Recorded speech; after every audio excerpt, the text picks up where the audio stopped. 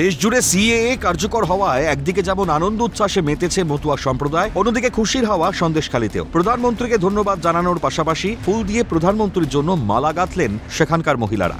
গতকাল সিএএ লাগু করা হয়েছে ভারতবর্ষে, আর সিএএ লাগু হওয়ার জন্য খুশি সন্দেশখালীর আপামর মহিলারা, বলা যায় সন্দেশখালীর বাসিন্দারা।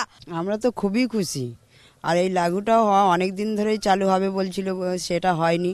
আর যেহেতু আজকের হয়েছে তার জন্য আমরা খুব গর্বিত।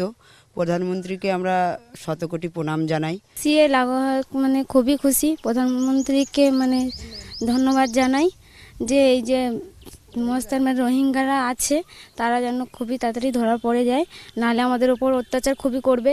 রোহিঙ্গারা অত্যাচার করেছে এই সকল মা বোনেদের ওপর, অভিযোগ করছেন এখানকার যারা মহিলারা রয়েছেন তারা। তাই তারা বলছেন এই সিএএ লাগু হওয়ার ফলে রোহিঙ্গার অনুপ্রবেশ বন্ধ হবে এবং যারা রোহিঙ্গারা অনুপ্রবেশ করেছিল তাদেরও বাংলাদেশ বা যেখান থেকে তারা এসেছিল সেখানে তাদেরকে পাঠিয়ে দেওয়া হবে। ফলত খুশি সন্দেশখালীর মহিলারা এবং তারা ধন্যবাদ জানাচ্ছেন প্রধানমন্ত্রী নরেন্দ্র মোদীকে। রাজ্যের মুখ্যমন্ত্রী সিএএ নিয়ে ভুল বার্তা দিচ্ছেন এমনটাও বলতে শোনা যায় সন্দেশখালীর মহিলাদের। দিদি যেগুলো বোঝাচ্ছে, দিদি যেগুলো বলছে সম্পূর্ণ ভুল। আর দিদি আর কতদিন এরা মিথ্যা কথা বলে বলে বেড়াবে বুঝতে পারছি না, জানি না কেন দিদি এরকম করছে। প্রধানমন্ত্রীকে ধন্যবাদ।